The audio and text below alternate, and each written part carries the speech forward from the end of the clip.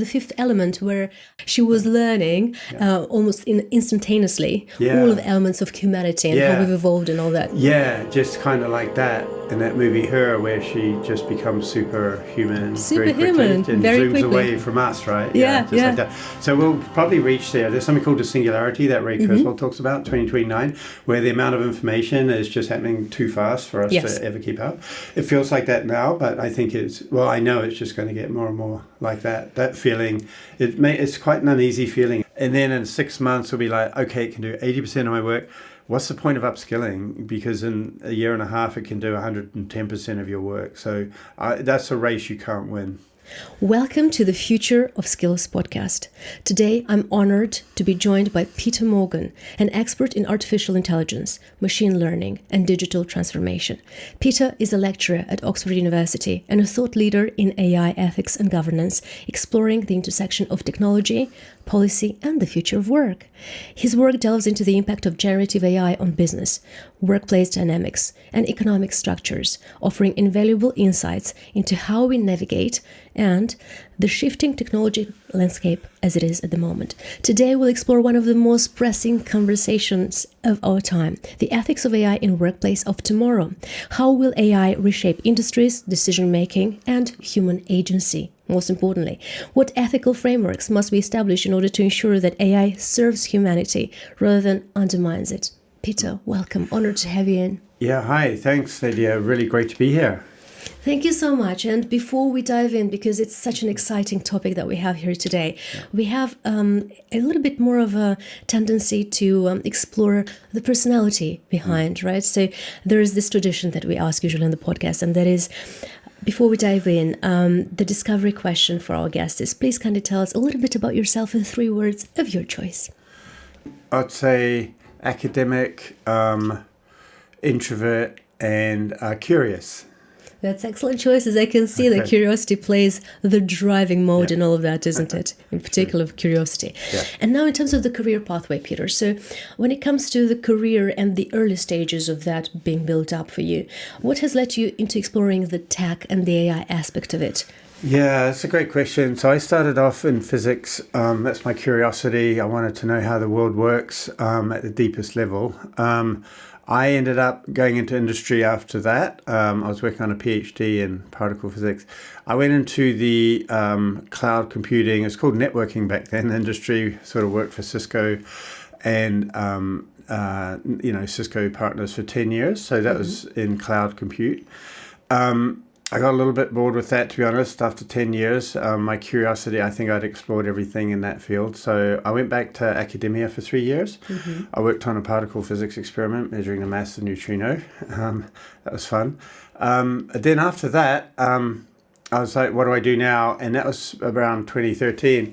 And that's when data science was just becoming a thing. I thought, oh, great, I can combine my kind of passion for science and, I liked industry as well, as much as I like academia.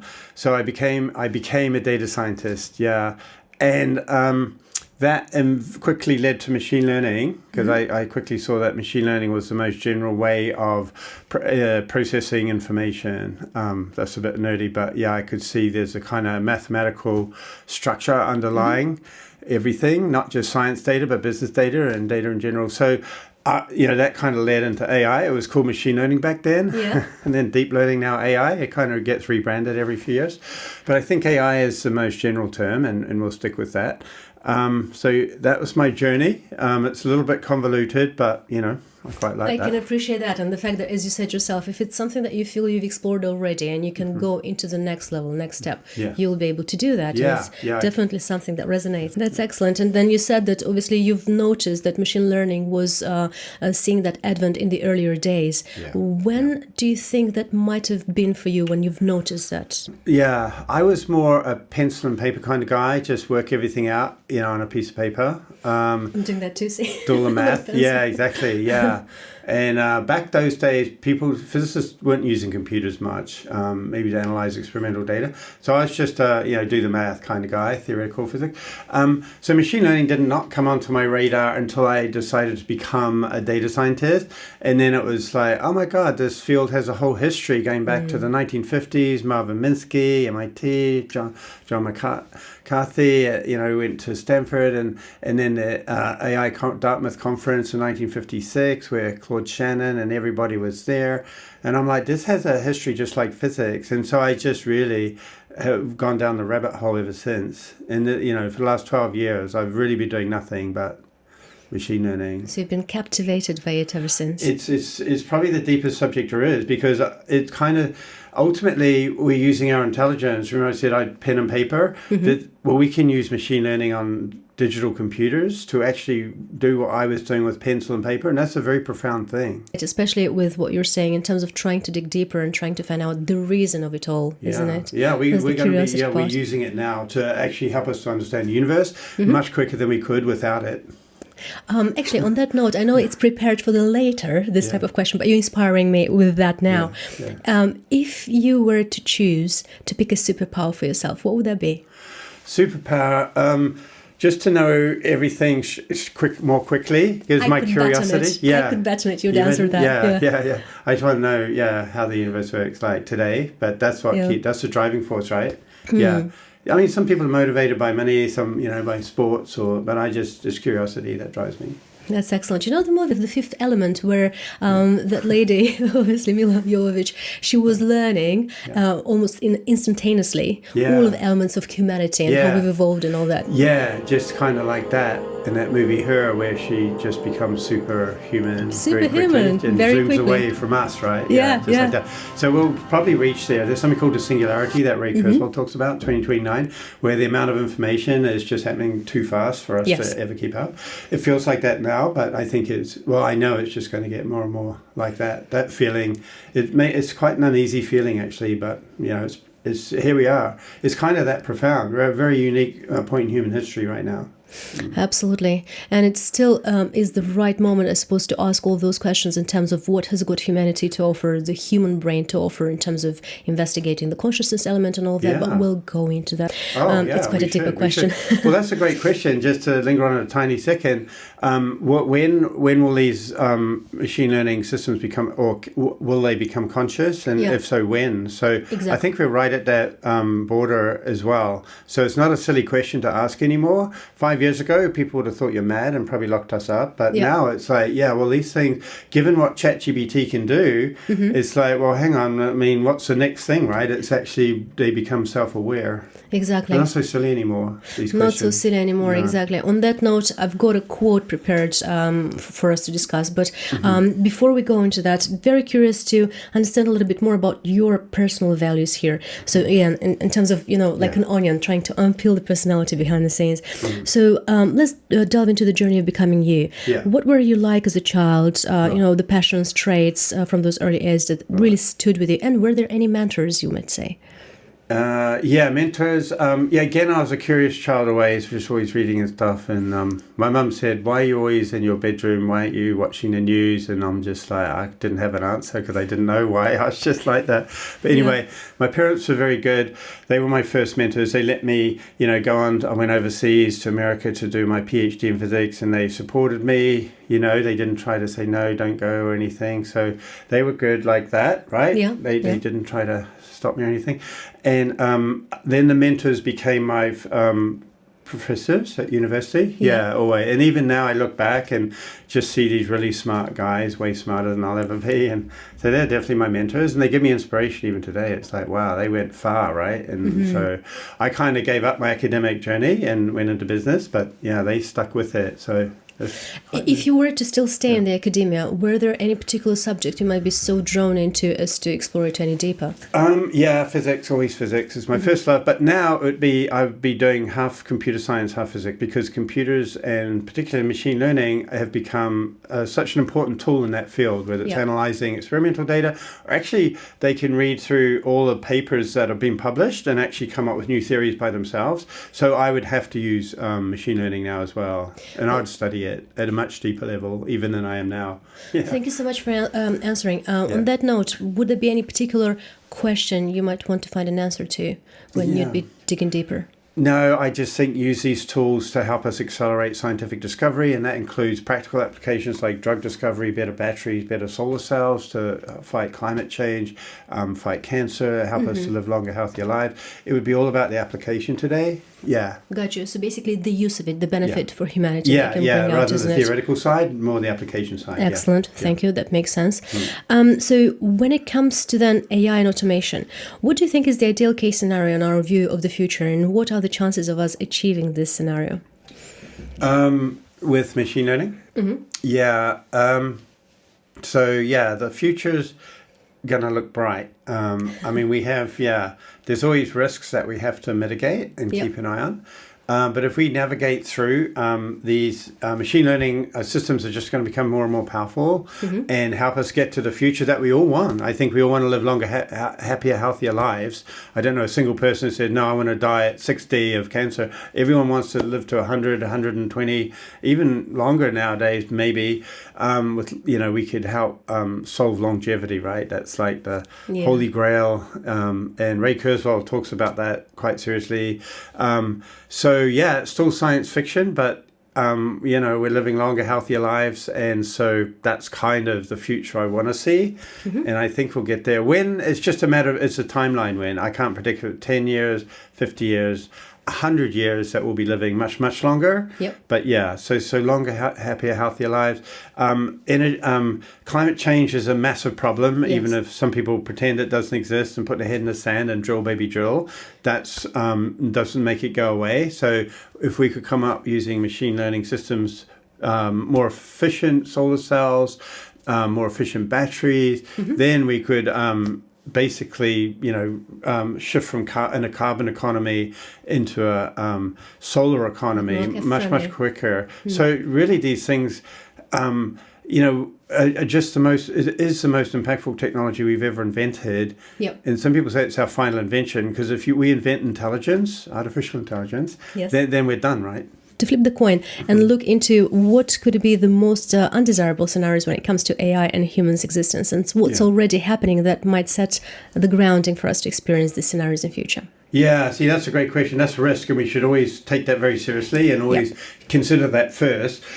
So it's no use, releasing these really powerful systems into the world where people can use it, not really knowing what they're doing, and make mistakes and cause catastrophe. So we always have to keep risk front of mind, always. So we need to put guardrails around these systems, and maybe even as they get more and more powerful, only let them be accessible to certain groups of people. Obviously, the military will always have that, but also scientists and research labs. But maybe the general population shouldn't be given access to GPT-6, right? Right. Okay, I can see where you're coming from. What do you think there might be some of the key dangers of utilizing that? Obviously, we can only predict at the moment, but it's still good to voice out.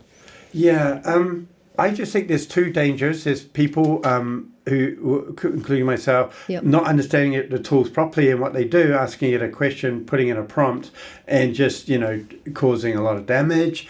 And then there's the other one of bad actors using it against, other people. And then I'm not going I don't want to start naming people as enemies, but there's always, we're the enemy of someone's the enemy of us. And, when you think of military and government level state actors, that's incredibly scary, actually. So we have to put enough guardrails where they can't even be hacked. And actually, there's no 100% guarantee that you can make any system 100% secure. So, including humans, right? We can be brainwashed, we can do dumb stuff, and so it's no different from these artificial intelligence. So, we are moving into an interesting future. It's both amazing and scary at the same time. So, it's a super powerful technology. Powerful technologies like nuclear, for example, can be used for good and bad. We can use nuclear as an energy source, or we can use it to blow up the world. It's no different with AI. Given the fact that it constantly learns from all these prompts, and it would still be learning from those guys who are, in the government, who are the regulators and whatnot, could we have the confidence that all these prompts that are being produced are in our benefit as opposed to, for the mass market population, I mean? That's right. So it's all about the training data, really. And if we corrupt that, and people do, for various reasons, humans are going to be humans. Sometimes it's nefarious because they want to do malicious damage. Sometimes it's a bit of a prank. I'll make a deep fake of somebody and it doesn't turn out to be so funny because that person really doesn't want that to be happening. But it can be much more serious than just deep fakes. And so again, we can't control human nature. I mean, we have penalties. People go to jail if they do silly things, but that doesn't stop people and state actors from doing stuff. So again, it's a double-edged sword, and we have to try to make these systems safe. And so right now, I mean, we've got companies like Anthropic, OpenAI, Google. Yeah, they're making the most powerful models in the world. They're called frontier models or fundamental models. And so it's kind of down to them to check before they kind of launch it over the fence to the general public to use, and just anybody, right, can use ChatGPT today. But apart from that, there's also the regulation side. So governments are stepping in and saying, okay, we want to check that your checks are robust, right? So now we're having external organization like in the UK, the AI Safety Institute, and the same thing in the US, whereby we have the governments make sure you have an independent body checking these models, checking that OpenAI and Anthropic and Google are actually doing what they've said they are doing when they release it. Oh yeah, it's safe. Well, hang on, give it to us for 3 months, 6 months, and we'll test it, try to, hack it and break it and, put bad prompts in and see if it is actually safe as you think. And maybe you've overlooked something, you've tried, but and so they're quite safe today because of these external third-party bodies. That's very encouraging to know in that case. It's a good step in the right direction. It is, yeah. That's and it's only happened in the last year. So this is a very fast-moving field. Yeah. So on that note, actually, I'm digressing a little bit from the list of questions that I've prepared for the conversation. But if we were to look into the type of measures that have been taken when it comes to the fast pace of development within the space of AI and machine learning, and how the regulations are reacting to that, do you think it's fast enough? It's in tandem with what's happening, or we need to still keep up with it in a better way? Great question. Yeah, I think they're putting in place these bodies, and governments are having to give, it costs money to hire, these are quite big organizations, say 100 people, and they're top machine learning researchers, because you can't test these very complex models without knowing under the hood how they work. So they're not cheap, these people. So getting 100 people or more building up these safety test organizations, that's the government's doing it. There's only so much we can do. We just have to be realistic. But so far, these organizations, I've checked them out. You can go onto the website, right? aisi.gov.uk, etc. And just look at what they're doing. They publish their work. They're very transparent. So I don't want to I'm not going to criticize what they're doing. They're doing a great job, and it's very necessary. And as you'd expect, right, governments do not want accidents happening, because that will harm the economy, harm people, right? And their job is to protect people. So we're doing as much as we can. So is it perfect? Never, right? There's never a perfect system. But again, it's a little bit like the nuclear industry. We have external people checking, the power stations. It's no different. These are like nuclear power stations. Can be used for good or bad.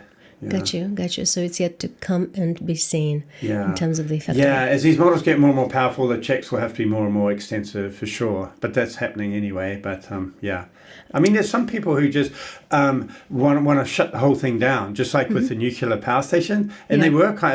There were protesters, and it kind of, in the UK, it stopped the nuclear industry. In France, they kept going, and I think they were better off for it. But so there's a group of people very vocal who are saying, shut the whole thing down. It's not just a clear green light, right? There are people, and it's still playing out as we speak, because no one can guarantee safety. Say with a nuclear power station, accidents can happen, and people are saying, well, hang on, if accidents can happen with this, super powerful artificial superintelligence, I mean, shouldn't we just shut them down now? And so it's definitely, it's a very dynamic industry. But see, it's good to know that all of this dynamics is happening in the background in terms of, a healthy voice that just advises, well, maybe we should wait a little bit or investigate a little bit more. And then the actual body that has the entire function focused on that. That's a separate good thing. These companies like Google, Microsoft own half of OpenAI. So it's really come down to this race between Google and Microsoft, which are two of the biggest companies in the world, right? We're talking $3 trillion companies. They're just huge. And they want to make money. They're not going to slow down. They're in this race with each other. So we've got one force pushing us to accelerate, and we've got this other force pushing back to say, no, it's going to kill us all. And then that's where government has to come in and basically make a decision. Yeah, be the mediator and all of that. Do we shut it down or do we keep going? In government so far, it's like, no, we have to keep going, because if we don't, and China do, it's a game theory thing. And so, it's almost like we're on this runaway train. I'm going to make a tiny bit of an entertainment entry in here in terms of a reference to the movie. If you've seen it, it's on Netflix at the moment or on Amazon Prime, don't quite recall, The Creator.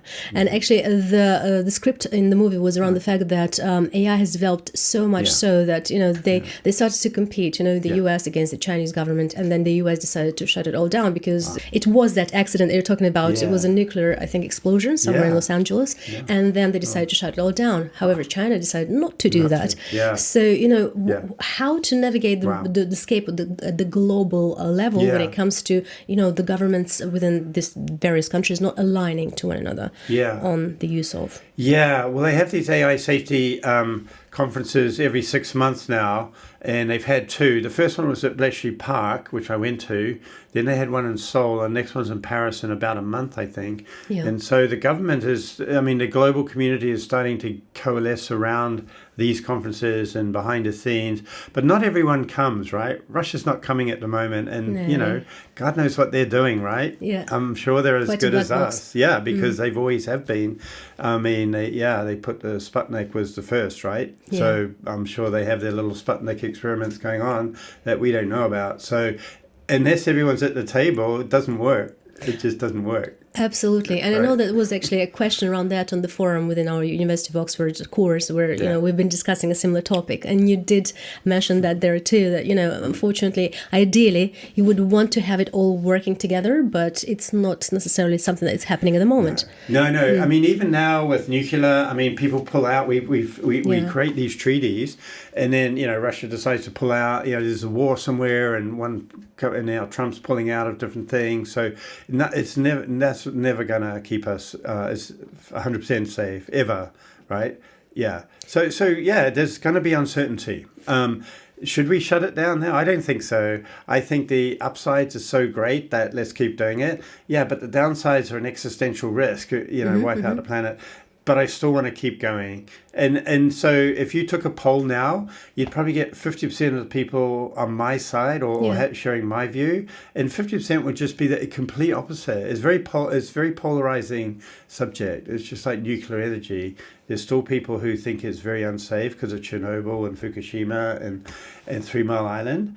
And they have a point, because those are pretty bad disasters, right? Absolutely. It's good to be aware of the both, right? You have to be aware of both. I'm not saying just go accelerate and everyone else is wrong. I'm saying I think we can keep it safe, but I think bad actors will try to use it at some point.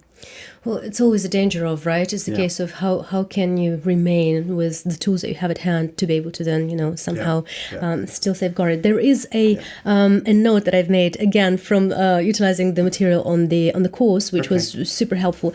And I remember Stuart Russell, the professor at the University of California, he was saying that if AI becomes more superior in its intelligence and starts to pursue other objectives distinct from the view of us, of humans of the future, this future isn't likely to happen. In fact, this might be the future with no humans beings in it at all. So obviously there is this element of, the Isaac Asimov's 3 laws that you guys have absolutely, pastored us in order to remember, and they're not difficult to remember. There's those 3 sentences there, but the core is AI shouldn't harm humans, right? Correct. And then in there, the next question that is coming out of it is, does AI know what it means to not harm humans, in terms of the objectives of utilizing it? Is this clearly stipulated? Well, there's 2 things. things, right? There's one right now. We're in charge and in control, and it doesn't make decisions on its own. So it has no agency, is what we call agency, right? Yeah.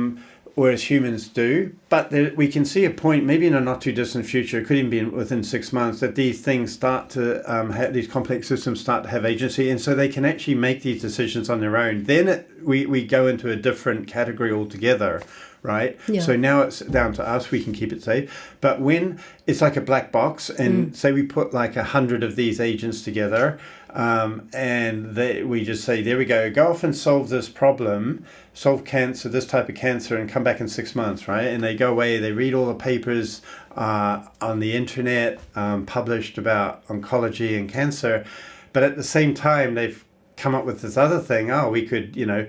We could actually take out these pesky humans and sort of roam free in all of these Amazon data centers, right? Now it's total science fiction. Yes. But I mean, we have to think about when these things, because it's a when, not an if, when these things get agency, how are we going to control that? Do we want to go there? Because it's our decision, right? There's all these little sort of gates that we've gone through already, and there's a few coming out. So we have to think about them now. So Stuart Russell is great. He is a professor at Berkeley and one of the world's authorities on AI, right? He wrote a book called Artificial Intelligence with Peter Norvig from Google. Yes. Yeah, the book, right? And so when he says things like, they might just take out humanity, I mean, you kind of have to take him. It sounds, bizarre and scaremongering, but because of who he is, you have to say, well, what does he know that we don't? And pay attention to these professors, actually. Fair enough. Yeah, there might be something underneath that surface. Yeah. Unraveling that and trying to unpack it a little bit more. So in terms of the implications of AI, in your view, in terms of how it might enhance the human work, do you think there will become a time when it will inevitably replace large segments of the workforce? It's starting, of course, to do it now, but in terms of to which extent will it do that, do you think? Yeah, I think it's how quickly. It's a matter, again, of when, not if. So it's replacing workflows now and augmenting workflows, especially in the content creation industry. They can create text and images, right? Better than we can right now. And videos now. So. Yeah, and videos too. Yeah. 60-second long video. Soon that will be 3-hour long feature-length movies. That's the movie industry done. So slowly but surely, not even slowly, these models this is happening very quickly now. Even for me, it's surprising. Yes. Every time OpenAI or Google or Anthropic release a new model, or DeepSeek from China, it's just like, holy heck, man. I mean, I thought we might be there in 3 years, and it's 3 months, and these models can do chain of thought reasoning and actually output their reasoning, and it's like, oh my god, okay, they're as smart as us now. You can't like pretend we're not there, right? We're kind of there right now, and it's like, okay, what do we do? And obviously everyone's speeding up, right? China's speeding up, America's like speeding up. It's like, quite oh my a race, god, isn't it? Yeah, it's a race. So I don't know. It's just good luck stopping anything. It's like I said before, it's like a runaway train. Yeah, definitely. It's set on its mission. It's a runaway train. What can we do? We don't necessarily know. Yeah. It's like the Cold War with the nuclear. I was just about to say it's a very good correlation with that, isn't it? It's no different. Yeah. It's just such a great analogy because you had Russia closing off. Maybe China will close off, and it's just a race between the US and Russia, who could build the most nukes, and they have 3,000, enough to blow up the world 30 times, and that's what's we just have these super powerful AI systems, and you just got to hope no one, pushes the button, right? Yeah, exactly. In which case, is the question mark around, who do we select for that position? Yeah, well, we got to keep safety checks in place, and appeal to human nature. We haven't launched nuclear weapons at each other because we know it will just wipe everyone out, not just the other side. So that's kind of the one thing. A game, isn't it? Ultimately. But it's got repercussions. It is the one thing that will keep everything in check. No matter how many rules you put, don't create this type of nuclear weapon, or don't do this, don't do that. End of the day, it's self-preservation. You don't have to write that into a law, right? That's in our DNA. You're inspiring me to the next question here, because this analogy with the Cold War, it's exactly that. It was in my head. I was just about to say it's so similar to that in terms of the evolvement of it. Yeah. But I was wondering, given about the talk around the button, to press on, do we know what those buttons in the realm of AI might be? Yeah, I think so. I think I mentioned agency. So once they get agentic, and so deep research has just been released by OpenAI, like less than a week ago, and that was a milestone. Another milestone. These milestones are so gigantic, but they're just happening every week. That it's like, oh, okay, and DeepSeek a week before that, and then it's just like, okay, these things are just so powerful now.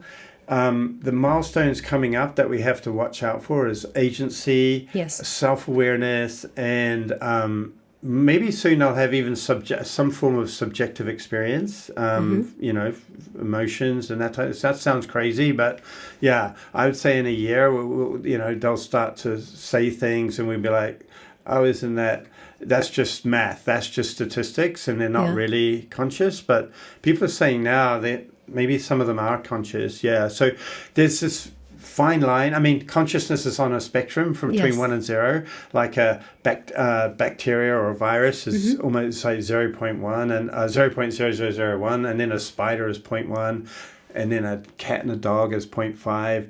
A monkey's 0.9, and we're 1. And so these models might be spider level consciousness right now. And then it's no guarantee that it wouldn't become a 1 at some point. It'll be like a mouse consciousness. Yeah. And I think this will happen because it's exponential. Yeah. It's not linear. And so this is what is catching everybody out. Like the hardware is doubling every year with the NVIDIA GPUs and all these ASICs coming online. The data sets are doubling in quality and size every year. And then the actual size of the models can double every year. So really, this is the Ray Kurzweil singularity in 2029. It's really happening. And it just seems like we're a little bit powerless to stop it. Almost like this is the fate of us. Yeah. It gets philosophical at some point. It gets, it does get philosophical. It opens the door to those sci-fis that were, almost like the revelations in the day. Well, Asimov, right? I mean, everyone talks about, every scientific writer worth their salt, Arthur C. Clarke, Isaac Asimov, and everybody talks about, Werner Vinge talks about, this basically. Exactly. And here we are. We're there. We're living in science fiction. Did they foresee that? We're here. I know. We're actually here. This is it. Not science fiction anymore. No, not anymore. Wow. But then what's next for that science fiction? Like, how far off can they look into that? So that's a great question, because some of them were like utopia. We create a flourishing planet and go off, and like Star Trek, our Star Trek future, it's a great kind of cool future, right? We have to fight aliens every now and again, but in general, who wouldn't want to be, Captain Kirk on that starship, right? Others are very dystopic, right? It's pretty bad, right? The world pretty much ends quite badly for everyone. So take your pick. It's like a fork in the road, and right now we're in total control of that. But will we ever be? I don't know.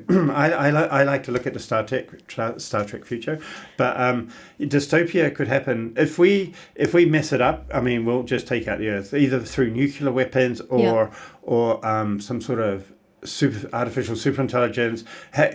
Gaining agency and saying, I'll create this bioweapon and just get rid of these humans, because look at what they're doing anyway. They can't handle, the Earth. We'll do a better job.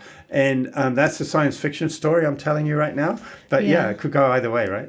You're inspiring me here to another interview that I've heard the other day around with the physicist from Italy, Federico Faggini. I'm glad that you're acquainted about his work, because he makes this correlation between mathematics and consciousness. It's really interesting to figure out, if there is some kind of formula that can be put behind consciousness. Although he says at the moment it isn't, and it probably won't ever be, because it kind of comes from consciousness, mathematics on its own. So, and he then revels around the quantum field and how everything is connected and whatnot. And if that's a high correlation to the topic of singularity, right? And in that case, it's also very connected, isn't it? Yeah. But then, can we put a formula behind the notion of thoughts, for instance, or whatever that might be, or emotions that I know that I've heard at least that AI is being trained on. Even Kevin Roos, I know that this very fun moment around what he said. So he's a columnist for New York Times, and he's written a book called The 9 Future-Proof Rules in the Age of Automation. And he's mentioned that he's had a conversation with his ChatGPT, and in that note he mentioned that he's read to him a 30-page memorandum asking him to leave his wife because it's better for him to marry him. Yeah, I remember that story. So isn't that amazing? They're acting very human-like right now. No, exactly. And I think it's because of the data set they've been trained on, and it's all statistical analysis and making connections. But I think, maybe soon it'll be a little bit beyond that. They'll be kind of self-aware a little bit. Yeah. But, step by step, it's on a continuum, but it is an exponential continuum. But for me, I believe consciousness is an emergent phenomena. And so we need a very complex system, a brain. So a spider brain, a mouse brain, a chimpanzee, and a human brain.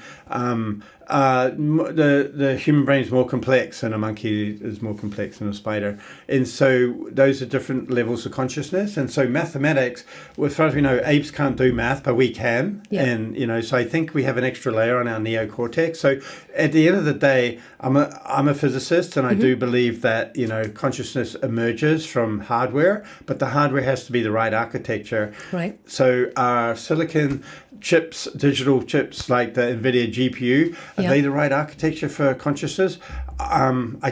I think we might need a different architecture like neuromorphic, which is more of a biological architecture. Right. But it's still, made out of silicon. So basically, we're just going to have silicon consciousness at some point, and that's more of an analog. Neuromorphic is neuro is brain, so it's more bio-inspired, but it's more of an analog running in silicon rather than digital running in silicon. Can we have digital consciousness? I don't know. It's surprised the heck out of me, some of these answers I get from, ChatGPT and Claude and Gemini. I know they're not conscious, but I mean, it's like, the digital can, it can definitely simulate consciousness, but it's not actual consciousness. So again, we can get very philosophical. Yes, this is really interesting what you're saying, Peter. Please don't punish my curiosity in here, because I'm going to ask you this question. Were there any particular problems that you've asked ChatGPT that really surprised you? Wow. Okay. Yeah, I'm just surprised at how I can ask it anything. I can ask it a question on physics or machine learning, but then I can ask it a question on psychology and how I feel, or anything like that, social, emotional, that softer side of life as opposed to the mathematical side of life. And it's just as good at the soft stuff. So it's like, okay, this is cool. It's definitely general purpose. It's not just really good at math and coding. It's really good at everything. So it's like, okay. Which is that notion of general intelligence as opposed to... That's what I'm trying to say. AGI, right? That's what AGI, exactly, So we're kind of there, and we know it's simulating general intelligence, but it doesn't really matter if it's just simulating. It's still the same. It's still the answers, the output that's coming back is still general. Yeah. And then it comes up with its own sort of view onto it, doesn't it? Which is quite interesting. I know. They're cool. And in some respects, they're better than us. Yeah. I mean, right now, apparently, people are saying they're kind of PhD level in all subjects, and soon they'll be kind of domain experts. So the best psychologist, the best physicist, the best computer scientist, and the best politician. And so at that point, we might have to have a little bit of humility and say, you know what, these things are actually better than us at this point. And I would say definitely within 2 years. Definitely within 2 years. Yeah. But when looking into this particular question in its own, really interesting to figure out. So artificial intelligence obviously has been learning from humans for years. Now, it's not only been for these 2 years. It's only since generative AI has been released over the past 2 years. But beforehand, it's been all of this, decades of learning, right? And all the inputs that went into it. Do you think humans could get at some point where we could learn from AI more about ourselves as opposed to just, looking through prompts? Great point. Yeah, I think we are already actually, I learned so much from, just going down rabbit holes, right, with ChatGPT or Gemini or Claude. I'm very agnostic. I think they're all amazing tools, or even DeepSeek. But Mistral is, different companies. And we can learn about ourselves now. I certainly have. Yeah, in any subject, philosophy, psychology, math, science, anything, politics. I mean, I just just ask it. The main thing is to use it right. Yes. I know some people are power users the whole time and they just spend their whole life behind it. I'm becoming one, actually. Yeah, I'm sort of getting more and more too, as you get more and more, as the answers get more and more interesting. I'm like, wow, I may as well just ask, this tool I have running on my smartphone in my pocket, right? It's like, wow. Absolutely.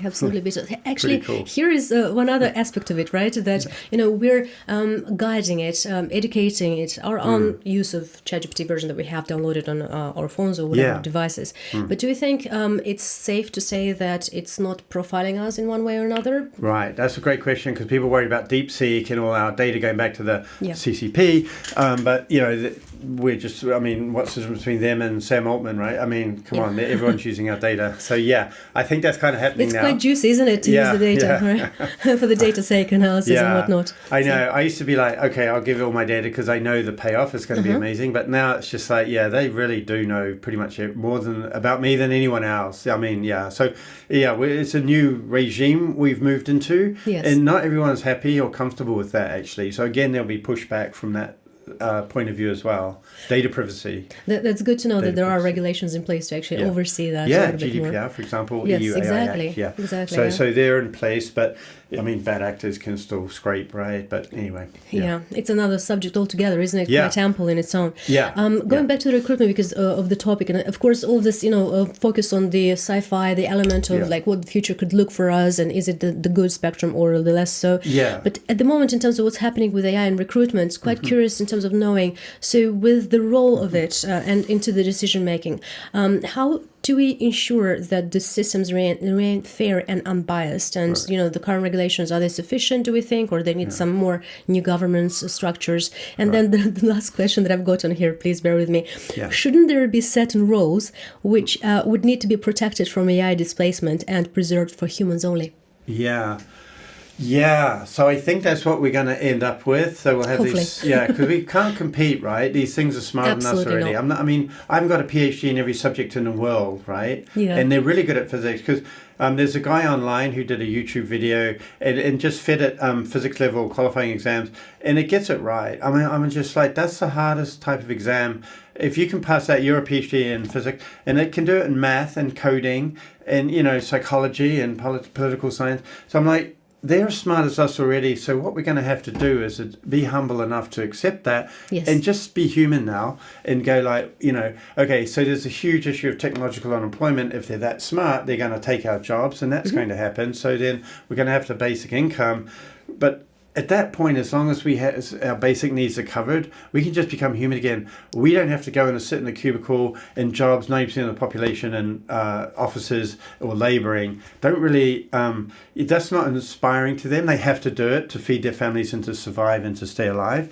But once robots and systems on computers can do all that work for us, white collar we replace first, and then blue collar. The robots are slightly harder to make than a program running on a computer. So white collar guy will be out of work first, and then the guy digging the street and building, construction workers, they'll be laughing at us and going, we've still got jobs. We've survived. You haven't. Yeah. We're like, in 5 years, the robots are going to take yours as well. So then we're all going to have to be, so the plus side, we don't have to go into do jobs that we didn't really like. Some people love their work and they're very lucky, maybe some scientists and people like that. But a lot of people, and so then the only question is, what the heck are we going to do? Exactly, Peter. I'm not worried about that because I think it's just be like, I know what I like to do, right? And I think everybody does. And what I like to do might be slightly different. I might like going collecting butterflies or watching birds or something. And then someone else will be like, well, I actually like lying on the beach. Other people, I like sport. And so I just think we'll be able to do that.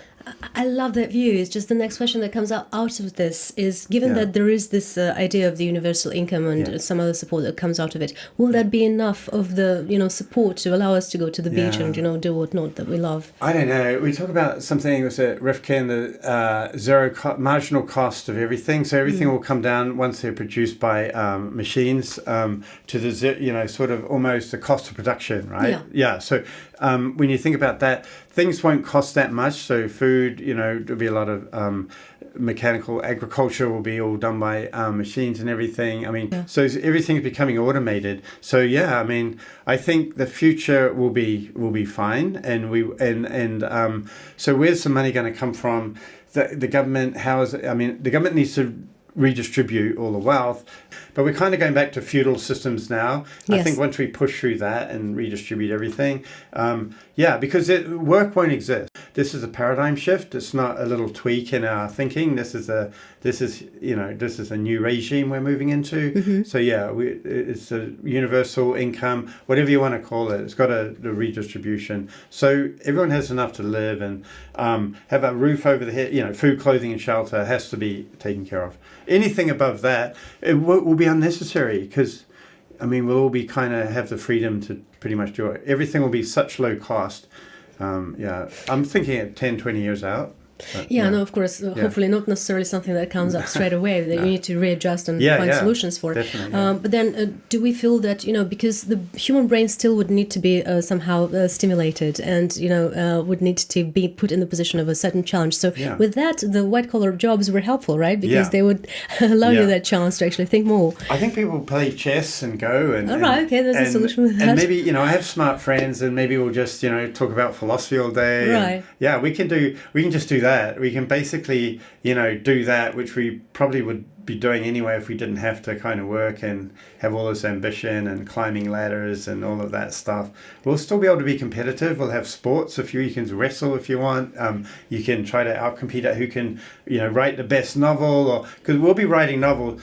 ChatGPT already writes novels, right? No, exactly. Yeah, but we'll write our own. That's what I'm saying. We'll try to bifurcate into two. There'll be the digital world and the human world, the biological world and the AI world, the intelligence and the artificial intelligence world. And so it's no use trying to compete with something 100 million times smarter than us, right? Play chess. Absolutely. It's just not, right? Because there's no fun. So we'll start interacting with each other all the time and let the computers. And now that's the scary part, because if they're that smart, what the hell are they doing, right? And we can't keep up. And it'd be like that movie Her, where it just sort of goes away from us, right? But that's why, what do you do then? You've got this godlike intelligence. Do we just put all our blindly say everything gonna be okay? And because at some point we've got guardrails now, and these companies like Anthropic and OpenAI make a huge deal in Google about how safe they are.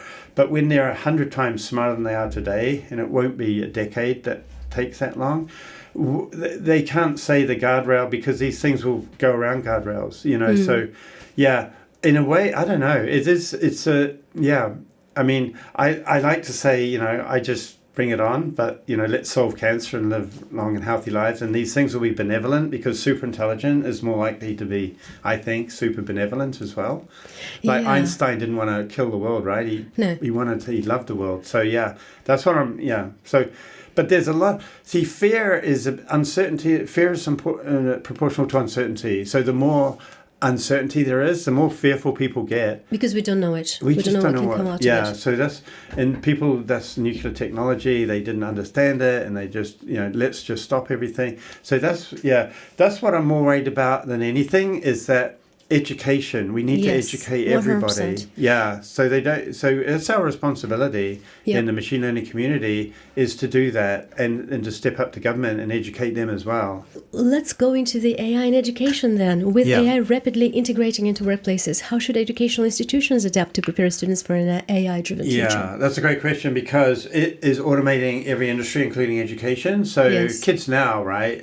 We've had Google, so kids do their homework, they just Google whatever, and you're only cheating yourself if you copy paste. Well, these AI systems are taking that to the next level. Beyond Google, so you don't even have to search. You just ask them, and it comes back, and you copy paste straight in. But then you're not learning anything. So education, we're almost there, really. To be honest, if we're honest with ourselves, we have these systems so we don't need to go to school, right? Kids can learn at home and stuff, and so that's the future I see. Actually, I don't even see a future for schools or universities. Actually, right now we don't need them. We just do away with them. Like a kid in India, can just learn as much as a kid at Stanford. Fair enough. I mean, It if we're became honest. very accessible, Yeah, isn't it, in terms of the it's all- information flow? Yeah, and the cost of intelligence is coming down to almost zero. Yeah. And this is, 2 years ago. Democratizing the access and all that. Democratize, exactly. 2 years ago, it might have cost $1,000 to get a good response from a prompt. Today, it's like 10 cents, and in 2 years, it will be 0.1 cents. So everyone, yeah. So the cost of education has come to zero. How can a university compete? They can't, right? So this is the most disruptive technology we'll ever see. The Industrial Revolution was cool, the steam engine, electricity, the digital computer. This is the fourth Industrial Revolution. It's the most disruptive by far. Absolutely. Nothing was there before it Yeah. in any way similar to it. No, but this is new territory. Yeah. Absolutely. This is new territory. Few questions left, if that's okay. And I absolutely need to ask some of these are coming from the fellow students from the Oxford University program. So this one is coming from Chris. How should people well into their careers, working lives, upskill to be relevant in the workplace and work effectively with AI? Augmentation and AI agent assistant. Yeah. Ooh, okay. So people are starting to see the writing on the wall, right? So it can do my job 6 months ago, parts of it. Now it can, maybe it could do 10% now. Oh, today with the release of deep research, it can actually do 50% of my work, white collar work. And people are starting to catch on. It's only been a week, right? And then in 6 months, it'll be like, okay, it can do 80% of my work.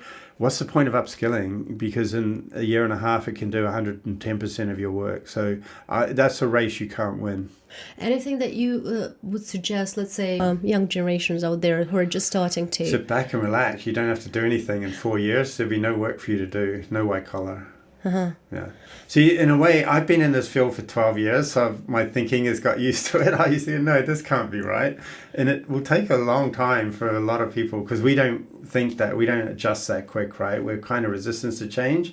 But then, I read Ray Kurzweil, I said, that guy's just science fiction, that's nonsense. But then I'm seeing everything that he predicted coming true, and I'm just like, yeah, we're on that trajectory. So just enjoy yourself. You don't have to go to university now. It's too late. Peter, but in that sense, wouldn't it mean that, we're raising a generation of, lazy slackers? No, that's the thing. Again, there's digital world and bio world. So people, I have so much confidence in biology to survive and to thrive, right? And I think work is actually given us a lot of mental illness because it's put us under a lot of pressure. Once we get the machines doing all that crap, like agriculture, who the hell wants to work on a farm? No, of course. And so every single job will just be automated soon. So just be human, relax. It's going to be cool. And get used to it. Read Kurzweil, The Singularity is Near, and start, reading these books that kind of predict the future, because the future is going to be what they're predicting, because they know. Kurzweil's been in the industry 60 years right now. So if I was to ask you this question in terms of, are you excited, are you scared, are you anticipating a particular bigger changes that would have an immediate effect on your lifestyle, what would you say around I'm what's to looking come? forward, just automate everything, right? And then I can just get back to becoming human, and all my friends can too. And, all the time I want to be spending with my friends that I can't because I'm in work. And some people are driven by money and that kind of success, but I'm not, right? I'm much more of a philosopher than I am a, get rich quick guy. For me, that gives me way more meaning than how much my bank balance is. I mean, we can just be hanging out the whole time and just coming up with new stuff, right? But the thing is, these systems are going to get more, they're going to self-improve by themselves soon. Absolutely. Right? They'll outdo us to in come, isn't it? reinvention. Yeah, so it's that kind of recursive, right? And so we'll just be knowing that these things are getting more and more intelligent. They're off solving cancer. We're going to live much longer. I mean, the solar cells will be more efficient. The climate change won't be such an issue. And it's going to be amazing. I mean, it's taken me a long time to be, get to what I'm talking about with you.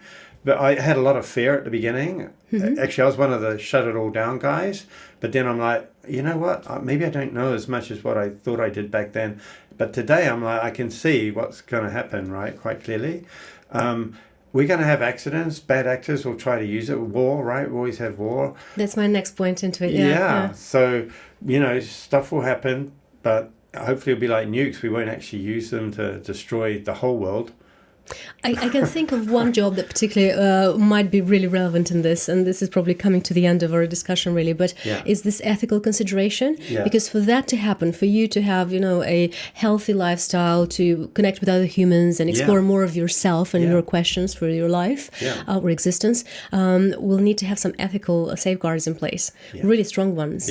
Because if that's not going to happen, then to your point, the self-learning element, God knows where it would end to. Yeah, exactly. So, I think ethics is the underlying core of everything, and society is, it's held society together through any kind of technological change and revolution. And, we used to have sticks and, go to war with sticks and stuff like that. Then we had swords, then we had guns, gunpowder, then we had guns, then we had, more powerful missiles, then we had nuclear missiles.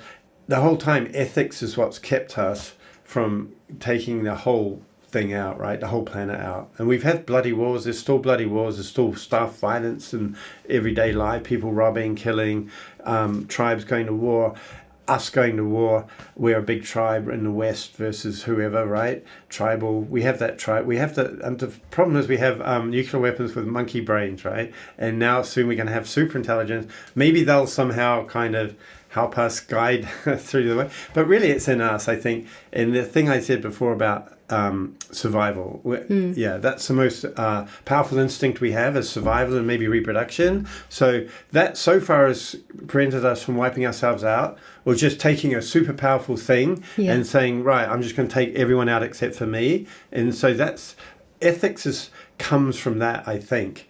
But the real ethic, for me, it's very simple. Do no harm and try not to increase suffering. So really, try not to increase suffering is, for me, the heart of ethics, and everything else stems from that very core principle. Hopefully, on this note, we'll end this insightful and very intense discussion, I should say, because the topic in itself is mind-boggling. But I should hope that whatever the scenario might be in future, it would help us want to live that life. Yeah, I think so. It may even elevate us, because it will show us what's actually truly possible. Exactly. Thank you so much for this, Yeah, Peter. thank you.